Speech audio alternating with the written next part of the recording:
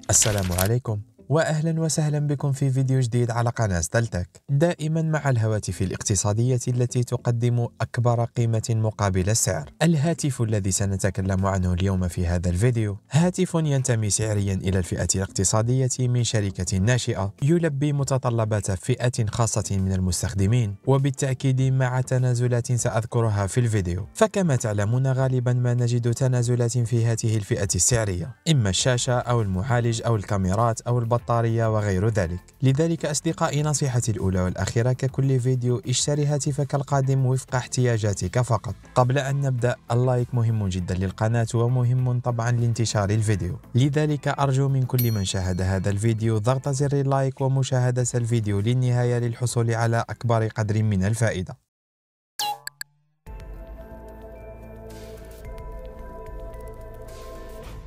شارك 9 أحدث نسخة من سلسلة هواتف شارك التابعة لشركة بلاك فيو. على القناة من قبل قمنا بمراجعة هاتف بلاك فيو شارك 8، وكان آنذاك قيمة جبارة مقابل السعر، حيث قدمت الشركة فيه تخفيضا جبار. وبنفس الطريقة غدا 11 من شهر نوفمبر إلى غاية 18 من نفس الشهر، مقارنة بالمواصفات والهاردوير الذي يحمله هذا الهاتف، قدمت الشركة شارك 9 بسعر مدهش $110، ما يعادل تقريبا حوالي 25 ألف دينار جزائري. السؤال الأول المطروح هنا: ماذا سنحصل مقابل هذا السعر؟ 24,700 دينار جزائري بالضبط. أول ميزة ستحصلون عليها مقابل هذا السعر هي المعالج. هاتف بلاك فيو شارك 9 يصلح لفئة خاصة من المستخدمين كما ذكرت في أول الفيديو، ولكي أوضح أكثر، طبعا يصلح للاستخدام اليومي العادي، استهلاك المحتوى، تصفح مواقع التواصل الاجتماعي،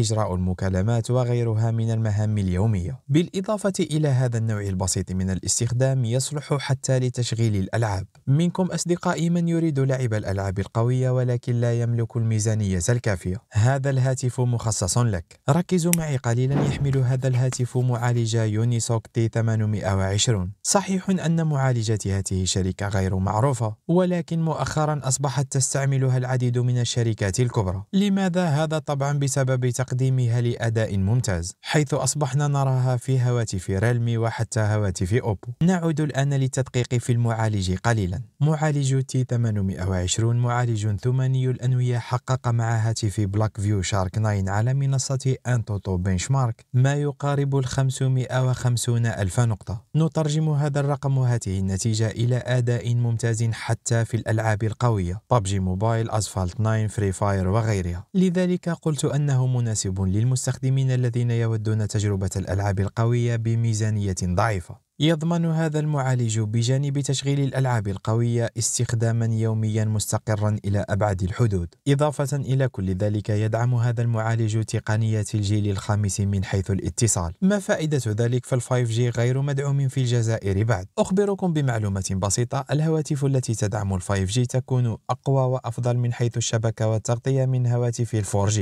لذلك سيكون أداء شارك 9 من حيث الشبكة والاتصال ممتاز. قلت قبل قليل أن الهاتف يقدم أداء مستقر يساعده في ذلك رام سعتها 8 جيجا بايت وذاكرة تخزين من نوع UFS 2.2 بسعة 256 جيجا بايت. وصراحة مؤخرا أصبحت شركة الهواتف لا تبخل على المستخدمين من حيث ذاكرة التخزين وسعة الرام. بلاك فيو شارك 9 برام سعتها 8 جيجا بايت بإمكانكم تمديدها بإضافة 16 جيجا بايت من ذاكرة التخزين، وذلك عبر خاصية رام اكسبانشن كما تسميها شركة بلاك فيو، لتحصل في النهاية بما مجموعه 24 جيجا بايت من الرام. يساعد هذا بالدرجة الأولى على تعزيز تجربة المالتي تاسكينج أو فتح عدة تطبيقات في آن واحد. ومن بين العوامل التي تساعد في ذلك أيضا هي الواجهة. واجهة بسيطة جدا أقرب للأندرويد الخام، دوك OS 4.0 مبنية على أندرويد 14. ستتعودون على هذه الواجهة بعد أول أسبوع من الاستخدام. نقاط القوة في الهاتف: ذكرنا المعالج القوي، سعة الرام وسعة الذاكرة الكبيرة. ما زال هنالك المزيد أصدقائي. نضيف إلى كل ذلك بطارية سعتها 5000 ملي أمبير وشاحن داخل العلبة بقدرة 18 واط. وعندما أقول لكم في هذه الأيام بطارية بسعة 5000 ملي أمبير معناه أقل شيء يوم كامل من الاستخدام دون انقطاع. هل تريدون مني الآن أن أذكر التنازلات في هذا الهاتف أو أن نكمل مع نقاط قوته؟ حسنا أصدقائي، سأذكر لكم التنازل الوحيد في هذا الهاتف. كما أخبرتكم دائما من غير الممكن في هذه الفئة السعرية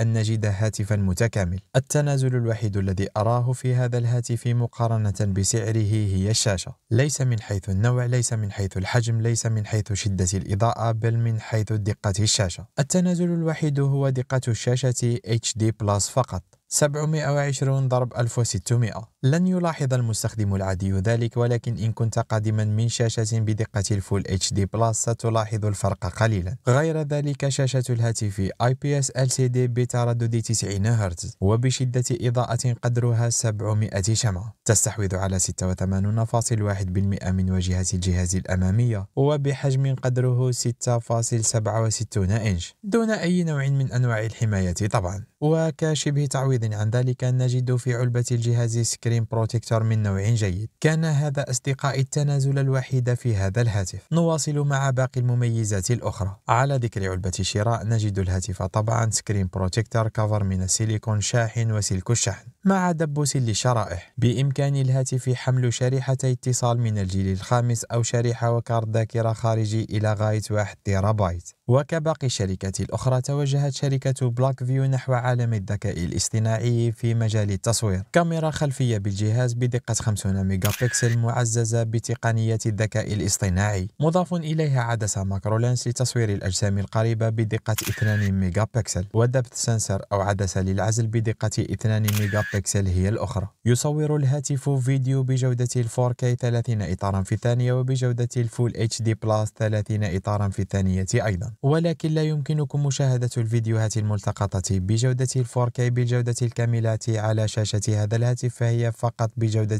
HD. من الأمام ولالتقاط صور السيلفي بتقنية البنش هول نجد عدسة سيلفي بدقة 8 ميجا بكسل تصور فيديو بجودة 1080p 30 إطارا في الثانية أيضا. وبفضل خوارزمية الذكاء الاصطناعي المضافة إلى السوفت وير في هذا الهاتف، بعد التقاط الصور بإمكانكم حذف الأشخاص أو الأجسام، بإمكانكم أيضا عمل إنهانسد أو تحسين للصور والألوان، وحتى التحكم في الظلال والعديد من المميزات الأخرى. صراحة ميزة جبارة في هذه الفئة السعرية. نقاط القوة الأخرى في هذا الهاتف: يدعم تقنية ستيريو سبيكر، مدخل للسماعة السلكية 3.5 ملم، قارئ للبصمة سريع مدمج في زر التشغيل، NFC راديو USB تايب سي للشحن، يدعم خاصية OTG، وأخيرا بلوتوث 5.0. خلاصة القول في النهاية: بسعر يقارب 25,000 دينار جزائري $110 ستحصلون على هاتف جميل جدا من حيث التصميم، يلبي احتياجات الاستخدام اليومي العادي، بالإضافة إلى تشغيل الألعاب القوية بكل كفاءة، مع نظام تصوير يدعم خصائص الذكاء الاصطناعي، وبطارية عملاقة تكمل اليوم بكل أريحية. ستجدون في صندوق وصف هذا الفيديو رابطا للشراء من المتجر الرسمي للشركة بالتخفيض المذكور.